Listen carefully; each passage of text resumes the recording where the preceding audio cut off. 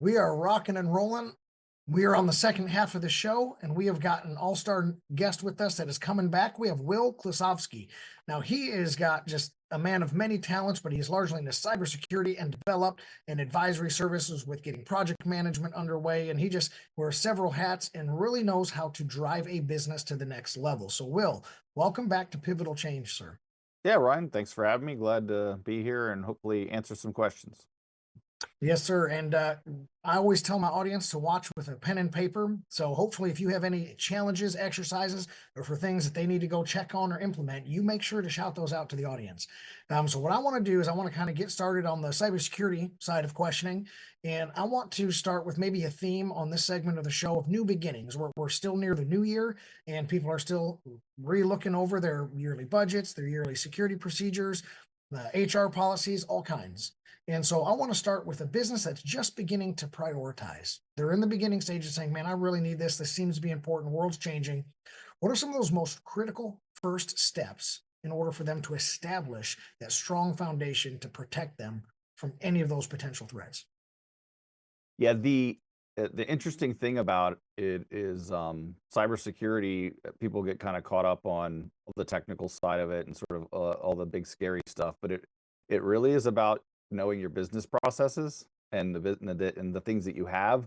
So absolutely, step one, and this is how anybody builds any kind of program in security is understanding what assets you even have. What and assets goes beyond your printers and your laptops, but also what applications do you have, what locations do you have, what data do you have, which is a big one.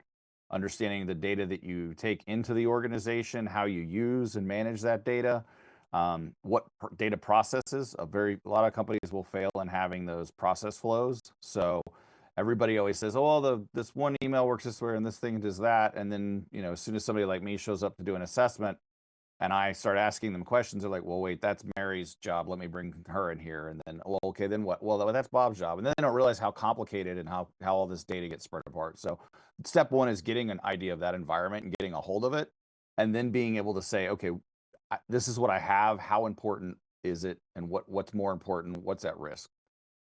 Yeah, so really getting that comprehensive understanding, like you said, not just of your assets, but of your people and their responsibilities of those assets. And I think everybody's really afraid of probably two major things: the data breach, where they just simply got a hold of your information. And I think the other one that really scares people is ransomware type of stuff. But I can also see, would you tell me, or if you know off the top of your head, which is more common, an internal cybersecurity risk, like an employee steals, uses, or misuses, either through negligence or maliciousness, internal data and processing, or remote attacks through phishing, scams, and Trojan horses and things like that? It's funny because the answer is both because they Yeah. kind of go hand in hand. So if you look at like the IBM cost of a data breach report, I think they say of all, like, ransomware is like the number one thing that happens, but it doesn't just happen. There's a process to get it into the environment and to be able to deploy it.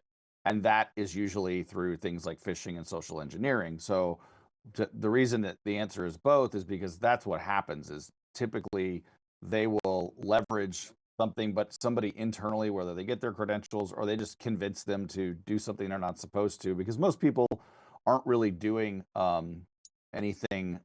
They're not malicious. They're not doing things with malicious intent. They're just trying to be a nice person and provide customer service. So they're responding to the person they think is IT on the phone and giving something up that they're not supposed to, and then that's how the breach happens. And so that part of like where ransomware is the highest one, if you look deeper into that, a good, I think, 25% of all the breaches are human error, Mm. which is potentially attributed to that, as well as then there's a small sliver of like we had we misconfigured something. So the majority of things are getting done because of there's people involved. I got you. Yeah, people trying to be nice. So understanding your people, giving them good internal training and directives, and of course protocols to follow.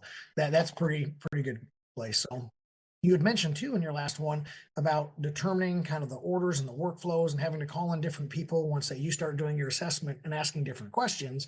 Um, Tell me a little bit more about how do you determine the order? What would be a good way for somebody to say, hey, I need to get an order so that I can protect myself the best? What's step one, step two, step three, as far as like how a workflow should flow? And I know I want you to talk kind of on a large umbrella because each industry is different. For But sure. there's got to be some considerations that people can build off of, surely, right? Yeah, I think again, your niche is going to define some things, but at the end of the day, it's really doing a business impact analysis, which is taking all those assets, all of that data that you have and know, and then starting to look at how important is this to my business, right? Is this the data that actually makes me money? One, that kind of important. The other kind of importance is this something that a regulatory organization will find me for if I lose this, or if it ends up being uh, mishandled, things like that, right? So you've got two things that are going to drive what you even need to protect to begin with, and then it's a matter of, well, how much do I need to protect it? So the nice thing about regulations is they kind of give you those guidelines to say, here's what you have to do, and here's how you have to protect it. But for stuff that's business critical, you may not have those. So you'll start to look at what you have and where it is, and then it's kind of like we talked about with the ransomware stuff. Okay, how can I lose? Like, how can this get breached, taken away from me, exfiltrated, whatever you want to say? How can it harm my business, and what's the ways that somebody could get in there? So the old adage is, I always say, don't put laser beams in your air vents before you lock your doors, right? If your door is wide open, it doesn't matter that you put a bunch of really expensive controls to the hard to get to place that people aren't probably going to go with. The same goes with, if this piece of data or this asset is only worth $100 to me, if I lose it, then I don't need to spend $10,000 making sure that it doesn't go away. Yeah, I like that a lot. And your laser beams and air fences, I could tell a funny police story when we have more time or on another day about that exact situation. But that gets me kind of moving in the long way. So they're developing a system. They're developing the 1, 2, 3, which is more important, which is I want to say worthy of protection, $100 thing that I Risk. can just replace, or the $1 million data breach, right?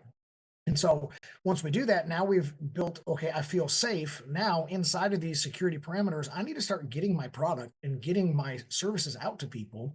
And so you're going to help people say, hey, now we're protected, we're in compliance with regulatory, we're in compliance with what your insurance policy wants, and just using good, sound security measures.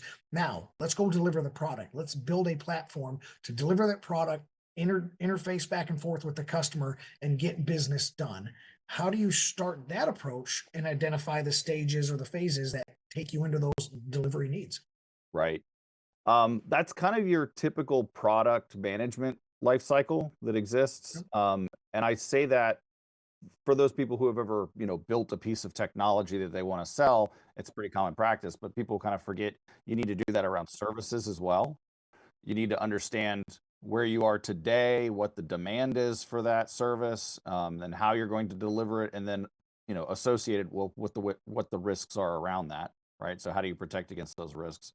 And again, similarly, how expensive is it to protect it versus how much do I have to versus how much do I spend on it, right? That kind of stuff, and then having a plan of what does this look like in the future? How am I going to be able to improve upon it, to keep it market relevant, that kind of stuff. So I think it goes back to that planning aspect of things, which I'm a big person that says, before you do anything, like, spend a little extra time planning. It will always work out it will always be beneficial in the end.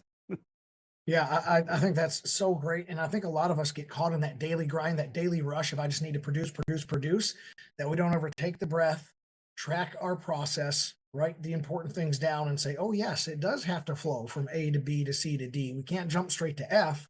Otherwise, we have to throw it back to B and start all over again practically. And people will see these systems. They want customer satisfaction. They need to have taken that pause to understand what's the best way to overcome these objections or not have to process refunds because they're mad at us, and we can go work this on. So I think that's really good. You said a lot of really important details. I hope everyone that heard that goes back and re-listens or was writing them down. Those are going to be good, juicy bullet points for you in your future. So continue along the line of first steps. Beginning to develop cybersecurity and service management processes together is very, very important, right? They're ultimately going to go hand in hand, but there's got to be some type of just common pitfall that you can say, hey, hey guys and gals out there, I see this happen all the time, and I see this happen all the time. Can you shoo our audience here away from a couple of those common pitfalls of either skipping something, neglecting something, getting too redundant? But what can you help us with as far as security and processes? Yeah, I think about, common pitfalls, right? So just so if you're thinking from a product standpoint, from a services standpoint, um, one, trying to make it too perfect too fast and realize you kind of need it to get out and get some feedback. That's kind of a standard in the startup world. So anybody's ever created something from scratch, they know you don't wait to get it perfect. I think the biggest pitfall from a security standpoint is not thinking about the security up front as part of that design process, that develop process, whatever, again, with whatever it is you're building, selling, or doing. Because almost always, if you just try to bolt the security on after the fact, it's not necessarily going to fit, right? And you're going to come into you're going to come into conflicts and problems, and you're going to have it may impact user capabilities, or use friendliness. That's the word for it. Or and end up then you end up pulling it out because, well, it doesn't work with the product or doesn't work with the service. So I think thinking about it in tandem at the same time, again, doing that planning, and not ignoring it to begin with. I really, really like that. Making security a part of that development and building process. Don't just go do something and look backwards and say, "Oh, now I'm going to protect all of this," but build it along the way. We had an incident with our police department where we got to move into somebody else's old building. Well, this building was not a police department. It was a utility building that fit square footage our needs, but we spent decades retrofitting it over time to make it function as a police department, and ultimately it was much better than where they came from, but it was a lot bigger of a project than they intended. So this has all been really great about talking about beginnings and where to start and how to get our first processes going. I'm going to put a pin in right here. We're going to jump to a break real quick, Will. Then we're going to come back and we're going to talk about looking to the future. So everyone else, stay tight. We got one final segment, and we're going to be looking to the future with Will when we come back for more Pivotal Change.